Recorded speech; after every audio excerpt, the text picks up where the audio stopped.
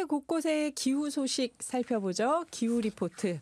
오늘은 어느 지역의 어떤 소식인가요? 네, 산불 계속 해드리도록 산불. 하겠습니다. 네네. 그린피스가 카이스트 김영준 교수 연구팀과 함께 기후 모델링 연구 발표를 했는데요. 네. 우리나라의 산불 위험 지수가 이렇게 변화하고 있다. 이런 연구 결과를 밝혔는데 충격적입니다. 네. 그래프 하나 띄워드리고 설명을 드리도록 하겠습니다. 그러니까 산불 위험 지수가 일정 정도를 높은 거를 산불 위험일이라고 하는데, 네, 산불 위험일. 네, 산불 위험일이 산업화 이전에 비해서 평균 120일 정도가 늘었다. 그러니까 그만큼 산불 위험한 시기가 앞당겨지고.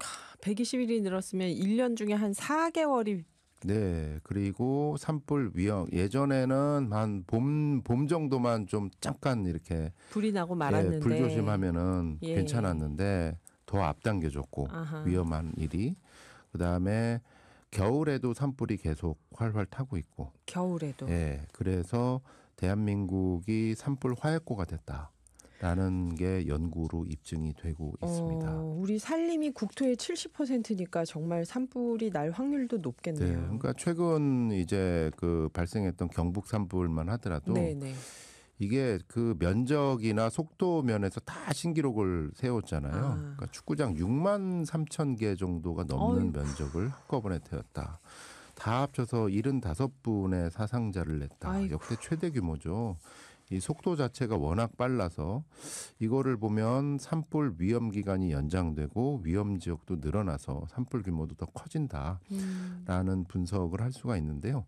일단 김형준 카이스트 문술미래전략대학원 교수팀의 그린피스가 연구 용역을 의뢰를 한 거예요. 네. 그래서 이제 산불 위험 일수를 좀 계산해 주세요. 산업화 이전에 비해서. 이렇게 했더니 이제 최대 120일 정도 늘어났다라고 하는데 연구 결과를 조목조목 좀 말씀을 드려볼게요.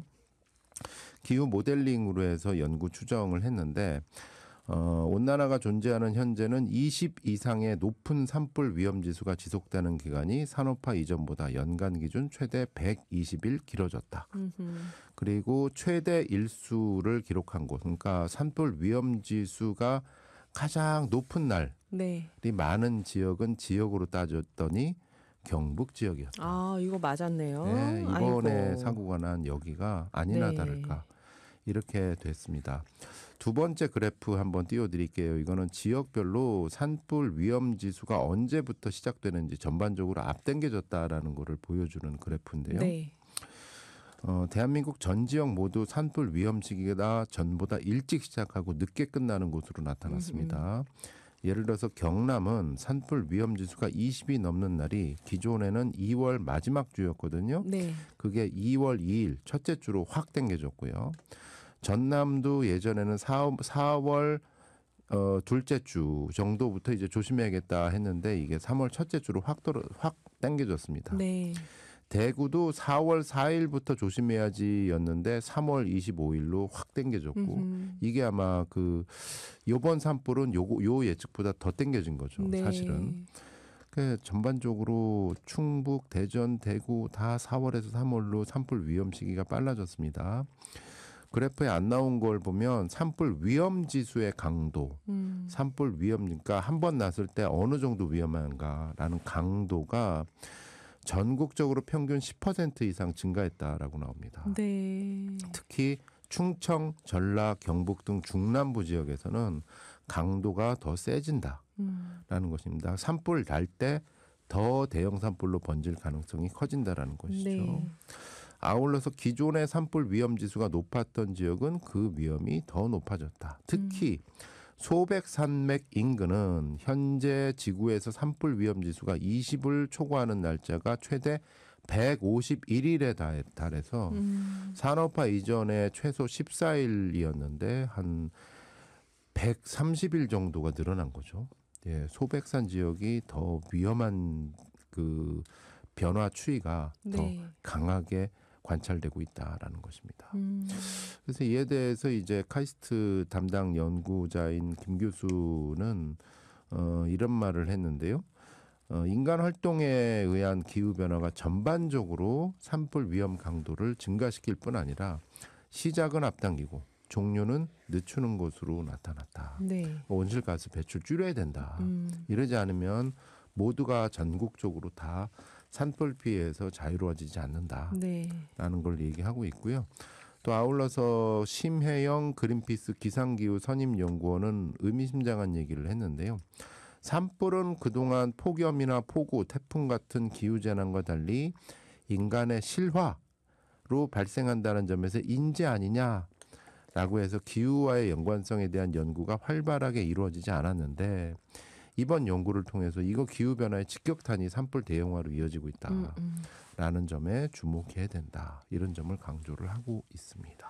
제가 만났던 이 산불을 자꾸 기후변화라고 강조하면 안 된다 하셨던 분들이 오늘 이 방송을 꼭 들었으면 좋겠네요. 이게 사실 인류 역사하고 비슷한 것 같아요.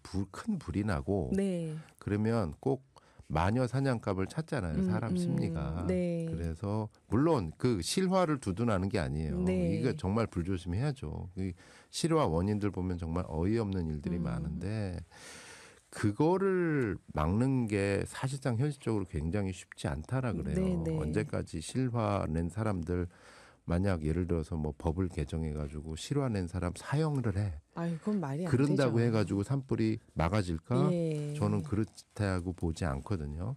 사회적으로 할 수 있는 일 그리고 인간 정책적으로 할 수 있는 일이 무엇일까?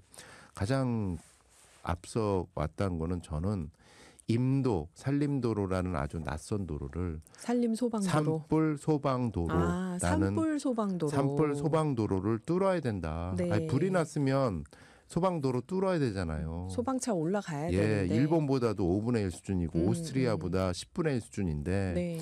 우리가 모두가 다 여야 없이 다 단합해서 그러면 산불 소방도로를 어떻게 환경 피해를 적게 최소화하면서 하면서. 뚫을 것인가 곳곳에 이거 사회적 공론화도 많이 걸리고 시간도 많이 걸리고 예산도 많이 걸려요. 미루면 안 되거든요. 지금부터 시작해야 된다. 강력히 말씀드리면서 물러나겠습니다. 네, 감사합니다. 노광준 PD였습니다.